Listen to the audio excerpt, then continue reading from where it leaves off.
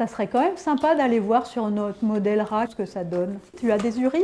Oui, j'en ai. Ah, là, oulala, je n'avais jamais vu ça, jamais. C'est une question sociétale où il faut évidemment qu'on travaille dessus. Ça parle à tout le monde, bon, à part les végétariens. J'aimerais quand même dire à un moment à quel point moi je suis heureux de travailler dans cette équipe-là. Ouais, on est un bon groupe. Je co-anime avec Françoise l'équipe qui s'appelle Prévention et promotion de la carcinogénèse par l'alimentation. Et plus précisément, viande, charcuterie, cancer du côlon. Notre but, c'est de comprendre ce qui se passe au tout début du cancer. On a des lignées cellulaires, on a des modèles animaux de cancérogénèse colique sur des rats ou des souris. Donc à ces animaux, on va donner de la viande, des charcuteries. Ils aiment bien ça, hein, ça tombe bien. Et on va regarder s'il y a des lésions cancéreuses qui se développent par rapport à un régime qui n'en contient pas. En fait, ce qu'on a montré, c'est que lorsqu'on mange beaucoup de viande, on va manger beaucoup de fer héminique, comme dans l'hémoglobine, et des lipides. Et cette interaction entre ces deux nutriments va former ce qu'on appelle des aldéhydes, qui sont des produits d'oxydation qui sont toxiques pour nos cellules. On pourrait dire, il suffit de manger moins de viande.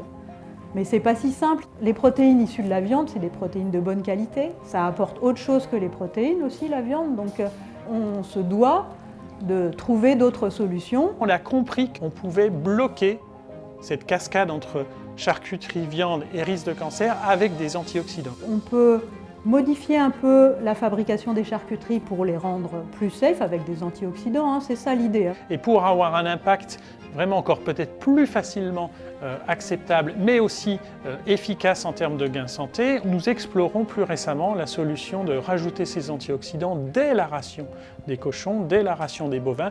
Et nos premiers résultats montrent que cette porte d'entrée semble tout aussi efficace. Plutôt inspiré. Ah ouais, inspiré c'est bien ça, ouais. Pas tout à fait d'accord, moi je préfère inédit. C'est le mot qui résume l'équipe et la recherche en général. Novateur, c'est cool. Ah oui, mais moi j'aurais plutôt pensé nécessité. Pourquoi personne n'a pensé à ça? Réaliste, c'est bien, moi je trouve. Je dirais que notre approche est vraiment rationnelle. Authentique. Ah, je pense qu'on fait plutôt de la recherche appliquée, donc ouais, j'aurais dit appliquée. Efficace. Efficace, c'est vraiment un bon mot. Et puis engagé. On a principalement trois axes. Un axe qui est centré sur les mécanismes avec des travaux in vitro, c'est un axe qui est porté par le docteur Pascal Plaisancier.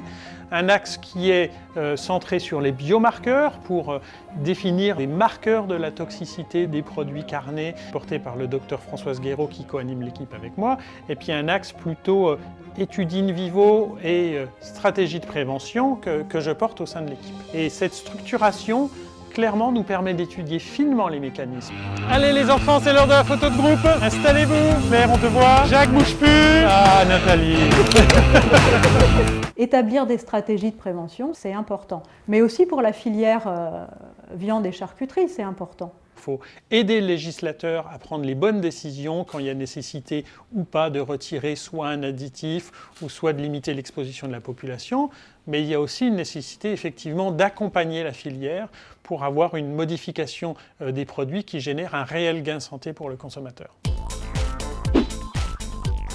Ah, pardon. De la science naît le progrès, on espère. Je suis définitivement animal. Viande blanche, parce que moins de cancer. On est en Occitanie ici, donc occitan, mais antioxydant. Oh, souris d'agneau quand même, c'est tellement bon. Je cherche une chanson où il y aurait à manger. C'est à boire, mais c'est pas à manger.